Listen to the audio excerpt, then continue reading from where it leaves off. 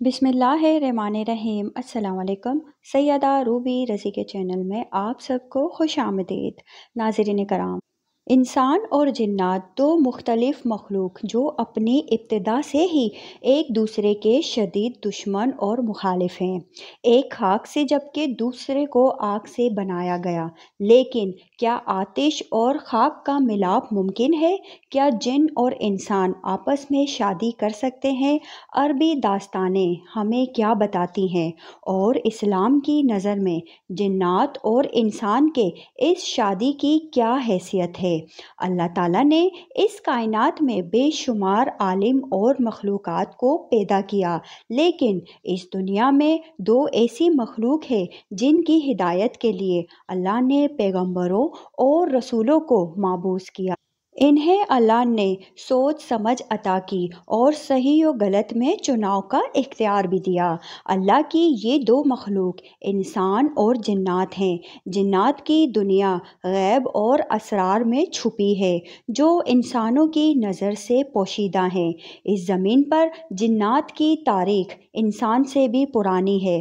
حضرت آدم علیہ السلام کی پیدائش سے کئی ہزاروں سال قبل سے ہی جنات اس زمین پر بڑے بڑے قبیلے اور آبادی کی شکل میں موجود تھے، لیکن جب اللہ نے دنیا میں انسانوں کو آباد کرنے کا فیصلہ کیا تو فرشتوں کے ذریعے جناتوں کو مختلف جزیروں اور ویران پہاڑوں میں قید کر دیا۔ قوم جنات میں بھی انسانوں کی طرح مرد اور عورت جن ہوتے ہیں، اور یہ آپس میں شادی کر کے اپنی نسل آگے بڑھاتے ہیں۔ جنات انسانوں کی طرح آپس میں عشق و محبت، زناکاری، فحاشی، ہر نیک اور بد عمل کرنے کی صلاحیت رکھتے ہیں۔ کہتے ہیں کہ جنات کی شادی بھی انسانوں کی طرح ہی ہوتی ہے۔ ان کی شادی میں بھی ڈھول، گانا بجانا اور رقص ہوتا ہے، یہاں تک کہ ان کی شادی میں سب سے بہترین کھانے پینے کا انتظام کیا جاتا ہے۔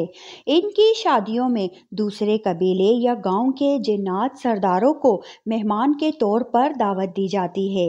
قدیم مذہبی اور غیر مذہبی کتابوں اور داستانوں میں جنات اور انسان کی آپس میں محبت اور شادی کے سینکڑوں واقعات ملتے ہیں۔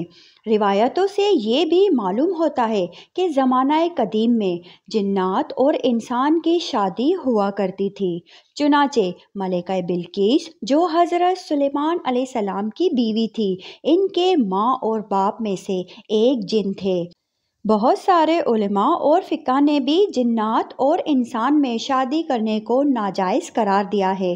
چنانچہ اس شادی کو ممنوع اور حرام قرار دینا اس بات کی دلیل ہے کہ ایسا ممکن ہے۔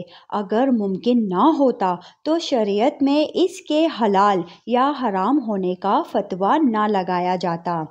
یہاں سوال یہ اٹھتا ہے کہ جنات آتشی مخلوق ہے جبکہ انسان خاک و آبی مخلوق ہے، تو آگ اور پانی کا ملاپ آخر کیسے ممکن ہے؟ اور اس ملاپ کے نتیجے میں اولاد کا ہونا خلاف عقل و شعور نظر آتا ہے۔ باوجود اس کے کہ جنات آگ سے پیدا ہوئے ہیں، لیکن بعض لوگوں کا خیال ہے کہ جنات اپنے آتشی جسم کی شکل میں نہیں ہوتے ہیں، جیسا کہ آدم علیہ السلام کی اولاد میں سوائے حضرت آدم کے پھر دوبارہ کوئی انسان مٹی سے پیدا نہیں کیا گیا۔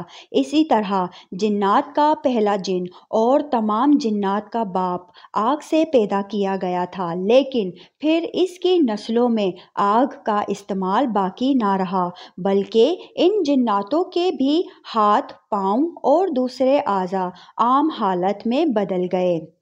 جیسا کہ ایک روایت میں رسول اللہ صلی اللہ علیہ وآلہ وسلم نے بتایا کہ آپ کو نماز میں شیطان نظر آیا تو آپ نے اس کا گلا گھونٹا، آپ نے اس کی گردن کو کس کر پکڑ لیا، جس کی وجہ سے اس کے منہ سے لعاب دہن گر پڑا۔ حضور نے اپنی ہاتھ میں اس کی زبان سے گرنے والا لعاب کو محسوس کیا جو بہت ہی ٹھنڈا تھا۔ شیطان کا لعاب ہونا اس بات کی دلیل ہے کہ وہ آگ سے دوسری حالت میں تبدیل ہو چکا ہے، ورنہ اس میں ٹھنڈک موجود نہ ہوتی۔ تو کیا جناتوں میں بھی انسانوں جیسی خصوصیات ہوتی ہے؟ اور کیا وہ انسانوں سے تعلق بنا سکتے ہیں؟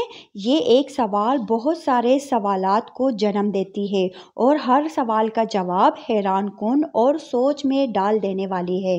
لہٰذا ایسے بہت سارے واقعات نقل کیے گئے ہیں جن سے معلوم ہوتا ہے کہ انسان اور جنوں میں شادی ہو سکتی ہے۔ اسی طرح امام ابن تیمیہ لکھتے ہیں کہ کبھی کبھی انسان و جنات آپس میں نکاح کرتے ہیں اور ان کی اولاد بھی ہوتی ہے، اور انسانوں میں شادی یا جنسی تعلقات کے واقعات اسلام سے قبل اور ظہور اسلام کے بعد بھی ملتے ہیں۔ لہٰذا ابن عساکر میں ایک روایت موجود ہے جس کے مطابق ایک دن رسول اللہ صلی اللہ علیہ وآلہ وسلم کے محفل میں کاہنوں اور پیشن گوئیاں بتانے والوں کا ذکر چھڑا، اور اس سلسلے میں لوگ اپنی واقعات و حالات بیان کرنے لگے۔ ابن قیس نے بتایا کہ مجھے بھی اس سلسلے میں ایک عجیب اتفاق پیش آیا۔ دور جاہلیت میں میرے پاس ایک لونڈی تھی جس کا نام خلصہ تھا۔ اس لونڈی نے ایک روز ہمیں بتایا کہ ان دنوں مجھ پر ایک عجیب حالت گزر رہی ہے، اور میں ڈرتی ہوں کہ تم مجھ پر بدکاری اور حرام کاری کا الزام نہ لگا دو۔ تو صورت یہ ہے کہ ہر روز ایک سیاہ وجود مجھ سے ہم بستر ہوتا ہے۔ چنانچہ چند ماہ بعد وہ لونڈی حاملہ ہو گئی۔ پھر وقت مقررہ پر اس نے ایک بچہ جنا جس کے کان کتے کی طرح تھے اور اس کی شکل بھی عام انسانوں کی طرح نہیں تھی۔ جب وہ کچھ بڑا ہوا تو کاہنوں کی طرح باتیں کرنے لگا اور لوگوں کو آئندہ کے واقعات اور غیب کے خبریں بتاتا تھا۔ آخر ایک روز وہ اچانک خاموش ہو گیا۔ لوگوں کے بے حد اصرار پر بھی کچھ نہیں بتاتا تھا۔ پھر اس نے کہا کہ مجھے ایک کمرے میں 3 روز کے لیے بند کر دو۔ لہٰذا ایسا ہی کیا گیا۔ 3 روز بعد اسے کمرے سے نکالا گیا تو اس نے ہمیں یہ خبر دی کہ آخری نبی مکہ میں پیدا ہو چکا ہے اور میری زبان بند کر دی گئی ہے۔ اب میں غیب کی کوئی خبر نہیں بتا سکتا۔ اس کے بعد وہ زمین پر لیٹ گیا اور وہیں مر گیا۔ اس واقعے کو مختلف روایتوں میں رد و بدل کے ساتھ نقل کیا گیا ہے، اور بعض روایتوں میں یہ بھی اضافہ موجود ہے کہ نبی صلی اللہ علیہ وآلہ وسلم نے اس واقعے کی تصدیق فرمائی۔ اسی طرح امام دارمی نے اپنی کتاب میں ایک واقعہ لکھا ہے جس کے مطابق قبیلہ بخیل کے ایک شخص نے روایت کی کہ ایک جن ہماری کسی لڑکی پر عاشق ہو گیا اور ہمارے پاس اس کی شادی کا پیغام بھیجا۔ اس نے کہا، مجھے پسند نہیں کہ میں اسے حرام طریقے سے استعمال کروں۔ اس کے بعد وہ روبرو ہم سے گفتگو کرنے لگا۔